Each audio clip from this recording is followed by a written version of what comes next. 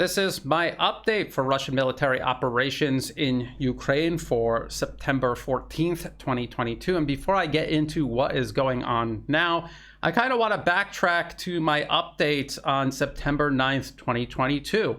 And I want to talk about something that I got absolutely wrong. I said that Ukrainian advances into Kharkov would be very temporary and that Russia would eventually reverse them. Now, I could now in retrospect, argue what I meant by temporary. I meant weeks, I meant months, I meant a year or two, Russia will eventually overturn it. But I know what I meant when I said that, and I meant days or weeks.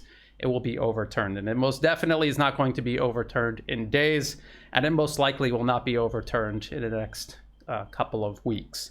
So I got that very wrong. This assumption was based on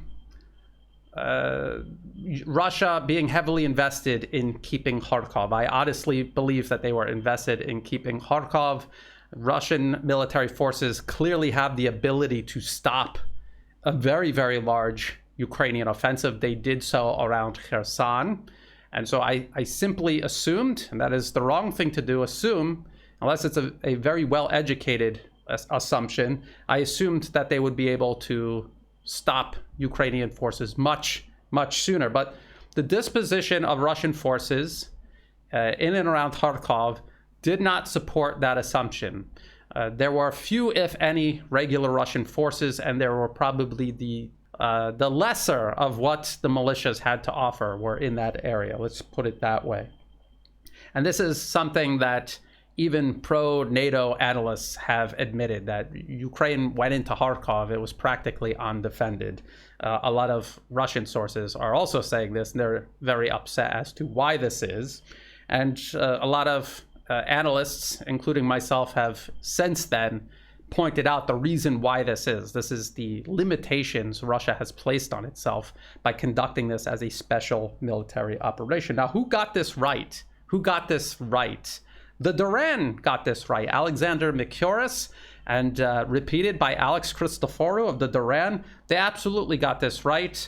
And at the time, they took some flack for this, because both sides have a large number of people who don't do well with bad news. And this was, for Russia, this was bad news, that they were not able to protect Kharkov, and they had to make the calculated decision to give it up to protect areas elsewhere they thought were more important. The Duran at the time said that Russia was most likely going to give up Izium. A lot of people didn't believe that. At the time, I was saying probably not, but then they did. So the Duran, I recommend them highly, very often, and this is why. If I miss something, they surely will catch it. Now that said, let's get into what's going on now. A lot of the analysis at the time that I gave, I still absolutely stand by, including the fact that Ukraine cobbled together absolutely everything that it has for this offensive. This is an all or nothing gamble that they have made. They have divided their offensive at least at two different places, Kharkov and Kherson, and there is a growing body of evidence suggesting that they may try to launch an offensive yet somewhere else. What is interesting about this is that wherever Ukrainian forces met substantial numbers of Russian forces, they were decisively defeated. And the only place they managed to succeed was where Russian forces weren't. Kherson, a complete failure, and at a catastrophic price for Ukraine. Again, I'm going to get into that again because I still have people questioning that conclusion. But also around Kharkov, they paid a very heavy price in men and machines. There's a Ukrainian source that I'm going to get to here in a moment, a pro-Ukrainian source that admits at least 40% of the Western equipment handed over to Ukraine was lost during the Kharkov offensive. How can that be if hardly any Russian forces were in the area, and the few forces that were in the area left? Conversely, Ukrainian claims and Western claims that Russia was losing a battalion a day around Kharkov. How could that be if they were leaving? If they all threw their weapons down and ran away, how could they also all have stayed there and died? It makes no sense. They left. So how did Russia inflict these losses on Ukraine? They did it through long-range artillery, rockets, missile forces, and military aviation. They leveraged this to their advantage, and they made Ukraine pay a heavy price for this, and they still are. And so let's get into the losses for this offensive so far, because again, there are growing rumors that Ukraine is not done yet. They still have part of this reserve force left that they put together, and they may use it somewhere else before winter arrives.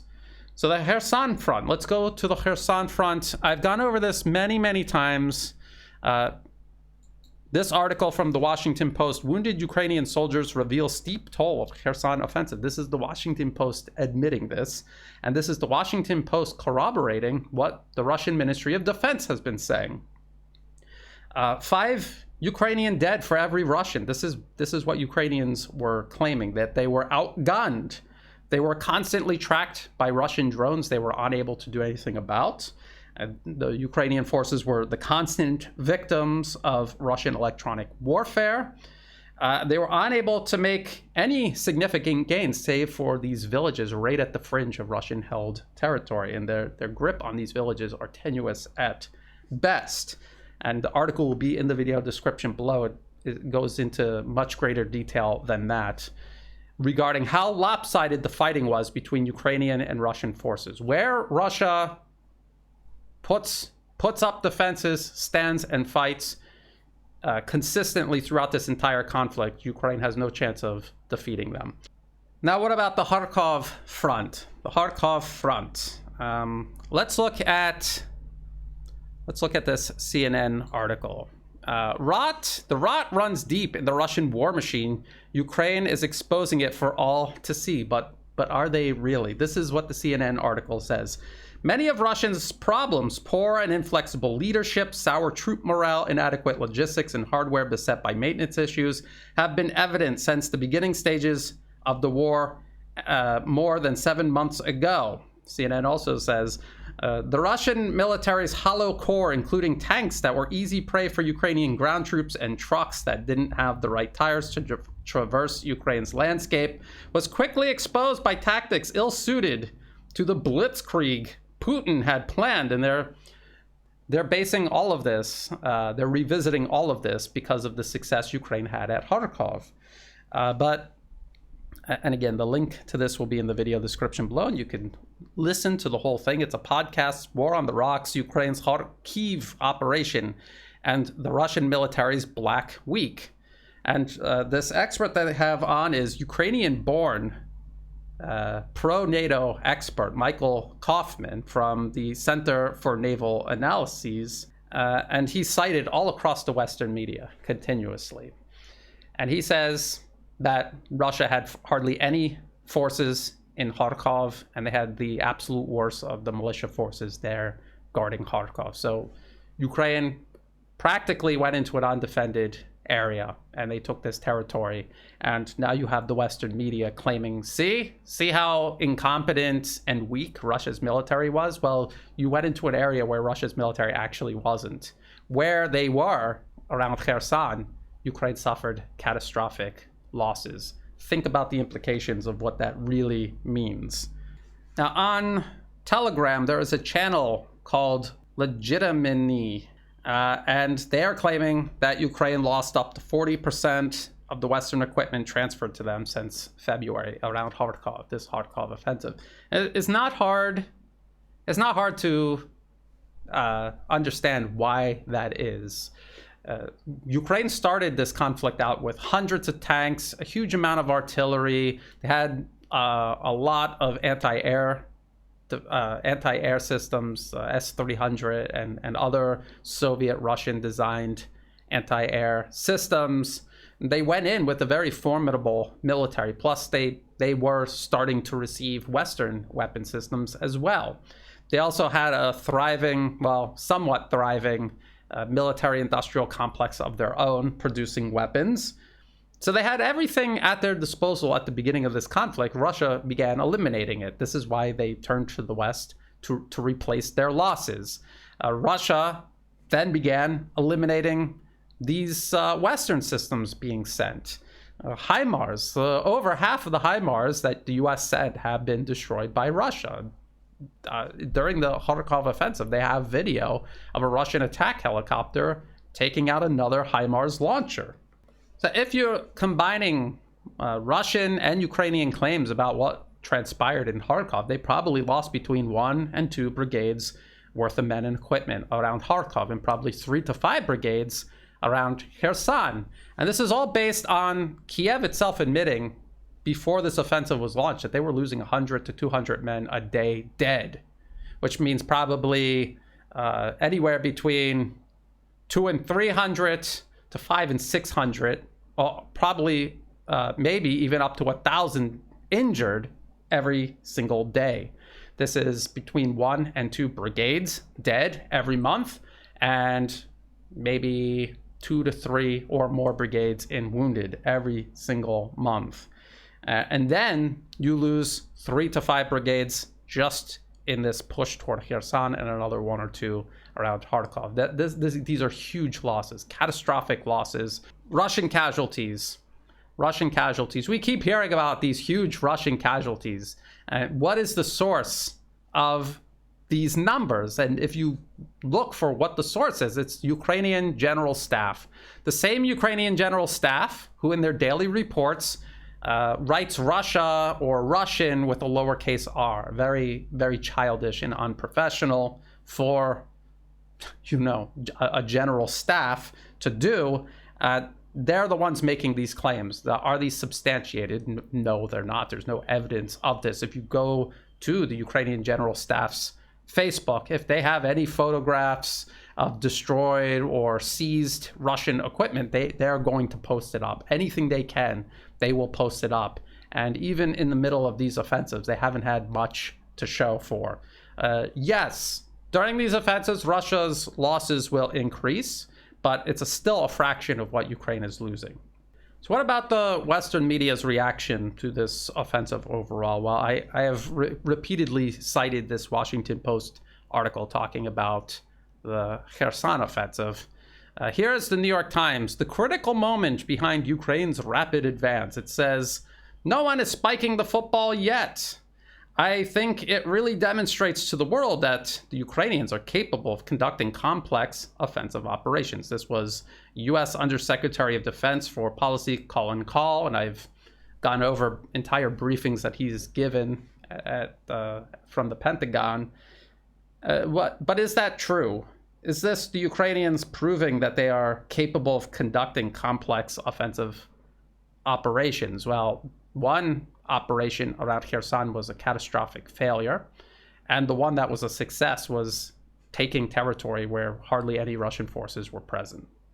Is that evidence of conducting complex offensive operations, or is that just taking advantage of Russia's inability to have its forces everywhere they actually need to be? Which, don't get me wrong, this is something that you will do as a military commander, but those are the only gains that you can make, is where Russian forces aren't. You're never going to get Russian forces out of your country. That is the Ukrainian goal, is to get Russian forces out of the country. If you cannot actually take on and defeat Russian forces, how are you going to accomplish that?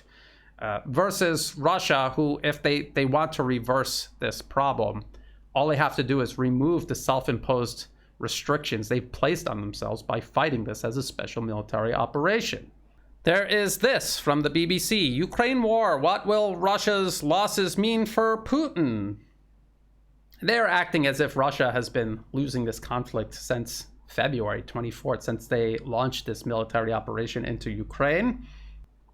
And a lot of this is rhetoric aimed at trying to create and exploit cracks among the Russian side, people on Russia's side, trying to portray them as weak, about to fail at any moment. And again, I went over the German offensive, December 1944, January 1945, the Ardennes offensive. And that was the objective of that offensive. They knew they couldn't overpower the Allies militarily. The goal was to obtain some sort of political concession by carrying out this offensive. And this is exactly what Ukraine and its Western sponsors are trying to do. Now, the BBC article also claims, for now, there are no open signs of panic in the Kremlin. That's interesting. Why not? Russian state TV is sounding more positive. It's been describing Russian missile strikes on Ukraine's energy infrastructure as a turning point in the special military operation. And by that, they mean they are looking at escalation. They are looking at removing these constraints they've imposed on themselves by fighting this as a special military operation. As for the Kremlin leader, last Sunday, as reports were coming in from Ukraine that Russia was losing territory back in Moscow, a relaxed-looking Vladimir Putin was inaugurating a new Ferris wheel, the tallest in Europe. Russia's president still seems to believe that, like Moscow's new big wheel, his special operation will turn in his favor. And there is actually very good reason for Russia to still be confident, despite this very real loss. They are still well-founded in their confidence. And if we go back to this New York Times article, the critical moment behind Ukraine's rapid advance, this is what they say. The strategy behind Ukraine's rapid military gains in recent days began to take shape months ago during a series of intense conversations between Ukrainian and US officials about the way forward in the war against Russia, according to American officials. It took months to organize this, and it was Ukraine siphoning off its best trained men from the front lines and from wherever else they could pull them, as well as siphoning off the best equipment the West was sending them, again, off the front lines, creating this additional offensive reserve. They had this offensive reserve just like Germany had ahead of the Ardennes offensive, and they threw it into one big gamble. They divided it between Kherson and Kharkov. Kherson was a failure. Kharkov was debatable. It's debatable. They most certainly took territory, but they failed entirely to eliminate the Russian forces in that area. The Russian forces that are still in Ukraine, reorganizing themselves to strike back at Ukraine, but on their terms. Let's explore this a little further. You have this live blog by The Guardian, and this section is titled Russia-Ukraine War Live. Russia's almost certainly getting weapons from Iran and North Korea. I'll talk about that in a moment. Kiev aims to consolidate gains. They're consolidating gains because the offensive has ground to a halt. This is something that I said was going to happen. They were going to reach the full extent of the territory that they could take. They were going to run into larger and larger numbers of Russian forces. It would grind to a halt. The front lines would stabilize and positional fighting would begin. Again, this has been the type of fighting that has been taking place most often during this conflict. Positional fighting, not these huge grabs of territory. And what The Guardian is talking about is Ukraine now needs to consolidate control over this territory. It's one thing to sweep in there. Nobody was there. You're able to sweep in and take thousands of square kilometers of territory. How are you going to hold it? How are you going to protect it against any sort of counteroffensive if Russia launches a counteroffensive? So it says Ukrainian presidential advisor Oleksiy Arestovich held out the prospects of building on the gains made over the weekend in Kharkiv region by moving on the eastern province of Lugansk, which together with Donetsk is known as the Donbas. There is now an assault on Lyman, and there could be an advance on Seversk, Arestovich said in a video posted on YouTube. However, the pro-Russian leader of the Donetsk People's Republic denied the claims and said in a video post that Lyman remains in their hands. The situation has been stabilized. The enemy naturally is trying to advance in small groups, but Russian-led allied forces are fully repelling them. And if you look at the pro-Ukrainian liveuamap.com, that's exactly what you will see. They have stopped there. This offensive is not moving any further forward. And that doesn't mean that they're not going to get a couple of more areas, but this sweep has clearly stopped. It's been stopped for a day or two now, at least. The Guardian also says any such move by the Ukrainian military would be very bold after Zelensky spoke about trying to stabilize the huge amount of territory retaken in the operation. His comments suggested a safety-first approach to avoid being outflanked by counterattacking Russian forces. This is This is what I have been saying since this began. But it does pose the question of whether Ukraine can capitalize on its forces' momentum and press on and even win the war. And no, they cannot, because when they reach a significant number of Russian forces, they will be stopped and or eliminated. The Guardian goes on, and it predicates any further success on continued Western support. But I want to point out that continued Western support really isn't a matter of will. It's a matter of practical limitations. It's a matter of inventories being emptied and there not being anything else of significance to send to Ukraine. So let's look at an article like this. This is a good example of this problem revealing itself at this juncture. What is Berlin afraid of? Ukraine presses Germany for more military kit. And it says Ukraine has ramped up the pressure on Germany to deliver more military hardware as Kiev pursues its counteroffensive in the east and south against Russian forces. Now, if you're in the middle of an offensive and now you want Germany to send you more equipment, it is not going to arrive in time to keep this offensive going. It might arrive in time for you to organize another offensive, but not in time for this one. This is unrealistic. The Ukrainian foreign minister, Kuleba, accused the German government of ignoring Kiev's requests for Leopard tanks and modern infantry fighting vehicles. He said Berlin had only given abstract fears and excuses over why it is not providing more equipment. But it really is more than a matter of will. Again, there are practical considerations to be made here.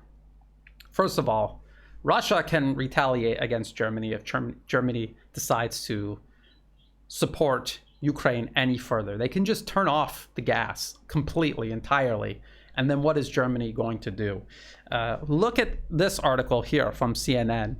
Russia's retreat in Ukraine won't save Europe from recession this winter. That is an understatement. And this is common sense, but I guess it still needs to be said to some people. Ukrainian troops have launched a stunning offensive in recent days, recapturing roughly 2,300 square miles of their country's territory with a speed that could force Russian President Vladimir Putin to reconsider his strategy and objectives in a 6-month-old war. It could compel him to continue doing what he's doing, to withdraw maybe, or to escalate. Those are all options that he has, and not all of them are options that are good for Ukraine. Yet even if the conflict continues to swing in Ukraine's favor, Europe is unlikely to dodge a recession this winter, given the energy crisis triggered by February's invasion. Well, triggered by Europe's decision to sanction themselves from receiving Russian energy. I don't think it's likely that suddenly Ukraine pushes back Russian forces, the war ends, Russia gas flows to Europe, resumes, and prices come down, said Neil Shearing, group chief economist at Capital Economics. That's just not going to happen. And I agree, that's not going to happen. Common sense. Now, there's another factor regarding handing over these tanks and infantry fighting vehicles. It will take 6 months to train entry-level Ukrainian tank crew to operate these German tanks. It will take longer to get them trained properly as a team with a tank commander to operate effectively on the battlefield. Also, there's absolutely nothing specifically special about these German tanks or infantry fighting vehicles that will prevent them from ending up like the hundreds and hundreds of other tanks and armored vehicles Ukraine has had and lost during this conflict. So in reality, Ukraine has this reserve force that they put together over the course of several months to launch this offensive, this last-ditch offensive. They're not going to be able to do this again, not on this scale. They might do it again in a more reduced form, but they cannot do it again at this scale. The West simply doesn't have the weaponry to do it again. They don't have the ability to do this again, not anytime soon. There are talks that Ukrainian troops are preparing an offensive toward Mariupol or around Zaporozhye nuclear power plant. But in this case, they will be running into larger numbers of Russian troops. And it's hard to say how that's going to turn out. Again, you need to know the disposition of troops on both sides. And right at this moment, I don't know how many Russian forces are in the area. Kherson was much easier to call because the Western media and Russia, they were both saying that Russia had about 20,000 troops there, and Ukraine was preparing about 20 or 30,000 troops to go toward Kherson. And when you do the correlation of forces, it favors Russia. There was really no way for Ukraine to succeed. These other upcoming potential offensives, we really need to study the disposition of forces on both sides before we could draw any conclusions about the fighting. But again, what Russian forces will do is either be there in significant enough numbers to decimate the Ukrainian offensive, or they will withdraw to conserve their manpower and their equipment to fight again later on their own terms. They're also going to draw on their missile forces and military aviation to wear down this reserve force even further. And this is a lot like the Ardennes offensive with one difference. It's like Germany launched the Ardennes offensive, but instead of inflicting heavy losses on Allied troops, which they did, it didn't succeed, but they did inflict heavy losses on Allied forces. It's like they launched it and they didn't even manage to inflict heavy losses on the Allied forces. That is the futility we are talking about here, that we're describing. Alexander Mikyuris of the Duran, he likened Ukrainian offensive in Kharkov to punching air, and I have to agree with that comparison. What about Russia's prospects for winning? There's a big debate going on the pro-Russian side about what needs to be done to rectify this, that the special military operation needs to be upgraded to something. And there are rumors that they are talking about an anti-terror operation, which is a step somewhere between a special military operation and total war. Because if they don't make more troops available and they don't expand what these troops are able to do in Ukraine, such as striking at critical infrastructure, directly related civilian infrastructure that will directly impact Ukraine's combat power. If they don't start doing this, they're going to continue to have this problem. It's like a game of chess.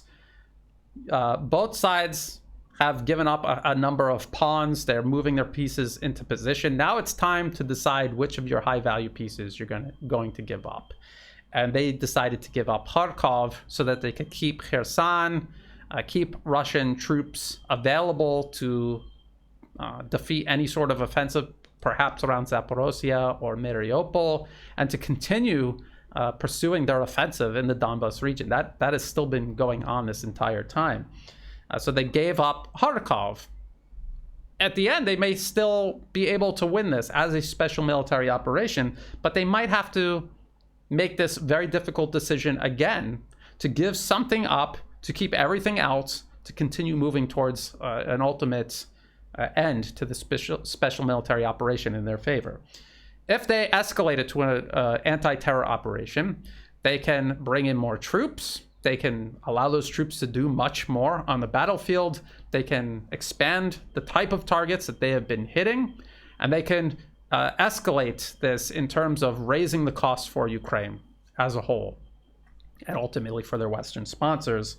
And they could create a situation on the ground where Ukraine does not have the ability to move in on a part of Russian-held territory that is virtually undefended, like they just did in Kharkov. That is a possibility. Only time is going to tell. One more thing I want to talk about, and this is in regards to Russia's prospects going forward, is a growing body of evidence that Russia is using Iranian drones. The US said that Iran was going to send drones to Russia. They tried to kind of make it out as if this was desperation on Russia's part, but I'm going to explain this in depth. So there's a growing body of evidence that this is actually the case. It started out as a US claim because the US cannot be trusted at all. I mean, this was something we just had to wait and see. And so now we're starting to see evidence that yes, Iranian drones may be being used by Russia in Ukraine. So we got Washington Post articles like this. Iran sends first shipment of drones to Russia for use in Ukraine. And it says the initial delivery of the the Mohajer 6 and Shahed series drones to Moscow is believed to be the first installment of a planned transfer of hundreds of Iranian UAVs of various types, Biden administration officials said, and speaking on a condition of anonymity because of the matter's sensitivity. The arrival of the Iranian drones could help fill a crucial gap in Russia's military campaign in Ukraine. Russia, which has 1,500 to 2,000 military surveillance UAVs, has relatively few attack drones of the type that can precisely strike targets deep inside enemy territory. Now, if that is true, that Russia is going to be getting hundreds of a variety of Iranian drones, compare that to what Ukraine has been getting from the West. The US is sending 15 Scan Eagle drones to Ukraine. This is a very small number compared to the hundreds Iran is sending Russia, and a very small number compared to the 1,500 to 2,000 drones Russia already has. Think about that. Now, I've seen officials at these Pentagon briefings try to portray this as desperation on Russia's part and as if to mock the quality of Iranian drones. But people may or may not know this. Iran actually has a very well-developed aerospace industry. They are capable of sending rockets into space. They are capable of building their own satellites and also launching their own satellites into orbit. So I'm pretty sure that their engineers are more than capable of producing effective drone platforms. Just think about what off-the-shelf drones have enabled both sides to do in this conflict.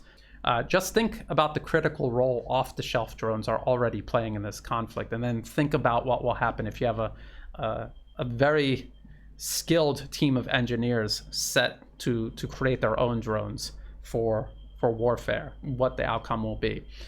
Iran has been using these drones successfully in aid of Syria, and now they're going to be used in Ukraine. I think you're going to start to see the impact these drones have if this is actually true.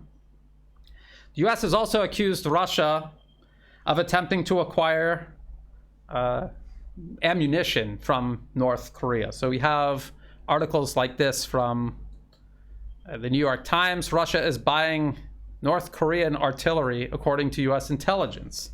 And it says Russia is buying millions with an S, of artillery shells and rockets from North Korea, according to newly declassified American intelligence, a sign that global sanctions have severely restricted its supply chains and forced Moscow to turn to pariah states for military supplies. Well, it could mean that is one possibility. But if you read through this entire article, you will see no evidence at all provided, no even convincing argument made to suggest that is the case. It could also be that Russia just wants to expand its reserve, increase the intensity of fighting across a shorter period of time, or continue this intense fighting for a much longer period of time. We don't know how many artillery shells or rockets Russia produces per year. We don't know what impact sanctions have had, US sanctions have had on the production of this ammunition. The New York Times doesn't say. I've not been able to find any reliable numbers or any information at all about any of this. And again, we're talking about millions of artillery shells and rockets. What has the US been giving Ukraine? So if Ukraine is struggling and Russia is struggling, North Korea is giving Russia millions. Has the US and its allies been giving Ukraine millions of rounds of ammunition and rockets? No, the answer is they've been giving thousands of rockets, hundreds of thousands of artillery shells. That is far fewer than Russia would be getting from North Korea, again, if this is true. The article also talks about the impact of HIMARS, US-supplied HIMARS, used by Ukraine against Russian depots, and they're claiming that maybe that's the reason they need to get more ammunition from North Korea, because HIMARS has been depleting their stockpiles. Well, that is a two-way street. Ukraine is hitting Russian depots, Russia is hitting Ukrainian depots. The difference is Russia has many more options available to it to carry out precision strikes against Ukrainian depots than Ukraine does with their US-supplied HIMARS, a dwindling number of HIMARS. So again, Ukraine launched these two offensives. The initial push to Kherson was a complete disaster, producing catastrophic losses for Ukraine, even though the Western media cannot cover that up. The push into Kharkov was much more successful. That's because it was virtually undefended by Russia. That is very problematic. If you are supporting Ukraine and you want Ukraine to push Russian troops out of Ukraine, but the only place they can succeed is where Russian forces aren't, that presents a very obvious problem. I don't understand how people don't see that. Again, we have pro-NATO analysts cited across the Western media admitting that Kharkov was virtually undefended. So I just want to say once again, and this is how I'm going to close it, this is like a chess game. You're at the midpoint of the game. It's time to start giving up valuable pieces of your own to move yourself toward victory. That's where Russia is right now, and there's a lot of debate among pro-Russian circles. People are very upset that this has even become a juncture that they've arrived at. But just keep in mind that at any time, Russia can remove these constraints imposed by fighting this as a special military operation. They can escalate this toward an anti-terror operation just short of total war. And they can rectify this. And then they don't have to make these difficult decisions again. So it's entirely up to Russia and its leadership. There are factors seen and unseen that compelled them to fight this as a special military operation to begin with. And there are factors seen and unseen that are going to govern whether they escalate this or continue as they've been doing. And only time will tell. That does it for this update. If you thought this was interesting, please like and share. Think about subscribing to my channel. It's free to do. It helps the channel grow. If you're watching this on YouTube, please check the video description below for other places you can find and follow my work. I'm on Telegram. All of my videos are backed up on Odyssey and Rumble. In the video description below, you will find all of these articles that I've referenced, as well as ways you can help support my work. You can do that through Buy Me a Coffee, through Patreon, and also PayPal. To people in the comment section asking for me to turn on the closed captions, they don't generate instantaneously. You have to wait about a day or so for them to show up. And that is just a limitation of YouTube's ability to generate closed captions. That is beyond my ability to control. And for people who want to take these videos, translate them and upload them somewhere else, you are free to do that. I will never report a video of someone sharing my work somewhere else, especially if they're linking back to my original work. I will never report them. If it was reported, it was done by somebody else or it was done automatically by YouTube. YouTube is a very problematic platform. And again, this is something that is beyond my ability to control. To everyone who has been supporting my work or sharing it, thank you so much. I couldn't do this without that support. And as always, thank you for watching.